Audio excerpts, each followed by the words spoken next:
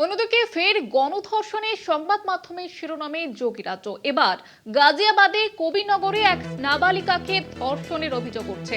অভিযুক্ত চারজনই নাবালক এবং সকলেই নাবালিকার বন্ধু। নাবালিকার বাবার অভিযোগের ভিত্তিতে ইতিমধ্যে গ্রেফতার করা হয়েছে ওই চারজনকে।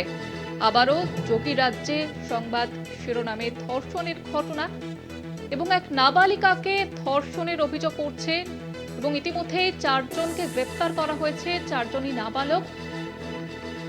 গাজিয়াবাদে কবিনগরে ঘটনা এবং সেখানে এক নাবালিকাকে ধর্ষণের অভিযোগ। অভিযুক্ত চারজনই নাবালক এবং সকলেই নাবালিকার বন্ধু। নাবালিকার বাবার অভিযোগের ভিত্তিতে ইতিমধ্যে গ্রেফতার চার।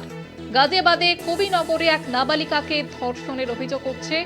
যাদেরকে গ্রেফতার করা হয়েছে তারাও নাবালক, ওই নাবালিকার বন্ধু এবং নাবালিকার বাবার অভিযোগের ভিত্তিতেই তাদেরকে গ্রেফতার করা হয়েছে। আপনাদের আবারও একবার জানিয়ে রাখবো, গাজিয়াবাদে এবার কবিনগরের ঘটনা, সেখানে নাবালিকাকে ধর্ষণের অভিযোগ এবং ইতিমধ্যেই চারজন নাবালককে গ্রেফতার করা হয়েছে।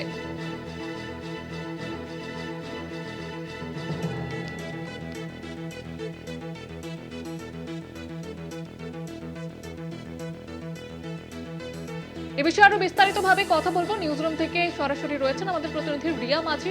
রিয়া, ঠিক কি ঘটনা ঘটেছে এবং কারা কারা জড়িত এই ঘটনায়?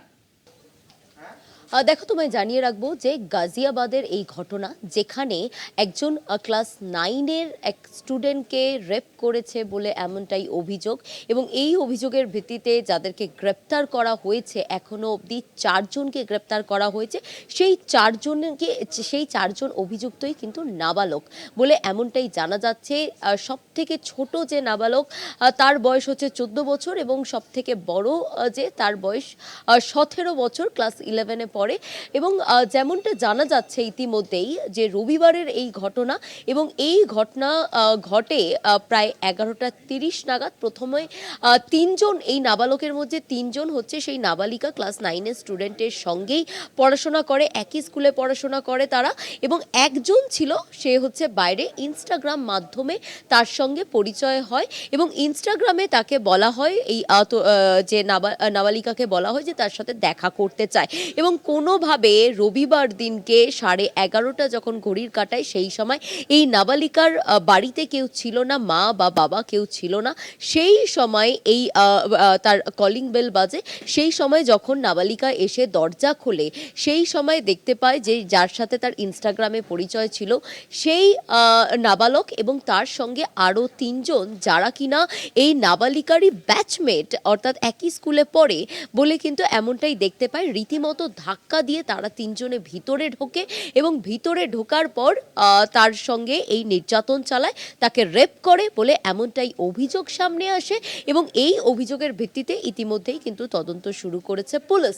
তবে তদন্ত শুরু করে এই চারজনকে গ্রেপ্তার তো করা হয়েছে, চারজনেই হচ্ছে নাবালক। এবং এখানে প্রশ্ন উঠছে যে এই চারজন যে নাবালক যাদেরকে গ্রেপ্তার করা হয়েছে, তাদের সাজা কি হবে সেই নিয়ে কিন্তু একটি প্রশ্ন উঠছে। তবে তোমাকে রেফারেন্স হিসেবে আমি যেমনটা জানাবো যে কয়েকদিন আগেই একটি ঘটনা উত্তরপ্রদেশেই ঘটেছিল, যেখানে উত্তরপ্রদেশের বরেলিতে ঘটনাটা ঘটেছিল, যেখানে দেখা গিয়েছিল যে যখন একটি গ্যাং রেপে এক নাবালককে অ্যাকিউজড হিসেবে গ্রেপ্তার করা হয়, এবং যখন তাকে গ্রেপ্তার করা হয় তার বয়স ছিল 17 বছর, এবং 17 বছর যখন তাকে গ্রেপ্তার করা হয়, তারপরে তাকে হোমে রাখা হয়েছিল।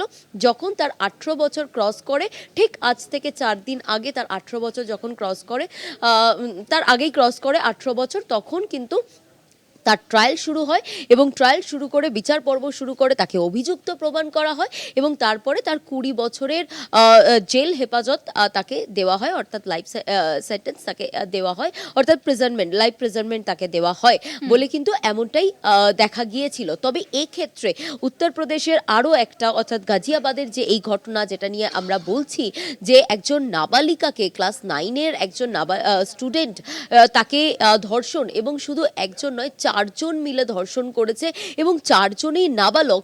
এদের পরবর্তীতে কি হবে সেই বিষয়টাই কিন্তু এখন দেখার। তবে ইতিমধ্যেই এই চারজনকে হোমে রাখা হয়েছে, যেহেতু জুবেনাইল প্রত্যেকে, এবং এই যে তদন্তটা যেটা চালিয়ে নিয়ে যাবে, যেখানে পুলিশ তারা পুরো বিষয়গুলো দেখছে, কারণ অত্যন্ত সেনসিটিভ একটি কেস, সেই কারণের জন্য দেখা হচ্ছে যে কেউ তাদেরকে প্রভোকেশন দিয়েছিল কিনা, এবং এই যে রেপের যে বিষয়, এটা নিয়ে তারা সচেতন কিনা, তারা ওয়াকিবহল কিনা, এই পুরো বিষয়টা নিয়ে তারা জানে কিনা, বা কোনো রকম বন্ধুদের সঙ্গে চ্যালেঞ্জের মুখে পড়ে এই ধরনের ঘটনা ঘটিয়ে ফেলেছে কিনা, এই সমস্ত বিষয় যেমন একদিকে দেখা হচ্ছে তদন্ত স্বার্থে, অন্যদিকে সিসিটিভি ফুটেজ কালেক্ট করা হয়েছে সেই সোসাইটির, সেটাও কিন্তু একই সঙ্গে খতিয়ে দেখছে পুলিশ বলে এমনটাই জানা যাচ্ছে। ধন্যবাদ জানাবো রিয়া। আমরা কথা বলছিলাম, আমাদের প্রতিনিধি নিউজ রুম থেকে সরাসরি ছিলেন রিয়া মাঝি। যেমনটা আপনাদের জানাচ্ছিলাম, ফের গণধর্ষণে সংবাদ মাধ্যমের শিরোনামে যোগীরাজ্য। এবার গাজিয়াবাদের কবিনগরে এই ঘটনাটি ঘটেছে। এক নাবালিকাকে ধর্ষণের অভিযোগ, এবং যারা অভিযুক্ত তারা চারজনই নাবালক, সকলেই নাবালিকার বন্ধু এমনটাই জানা যাচ্ছে, এবং নাবালিকার বাবার অভিযোগের ভিত্তিতে ইতিমধ্যেই চারজনকে গ্রেপ্তার করেছে পুলিশ।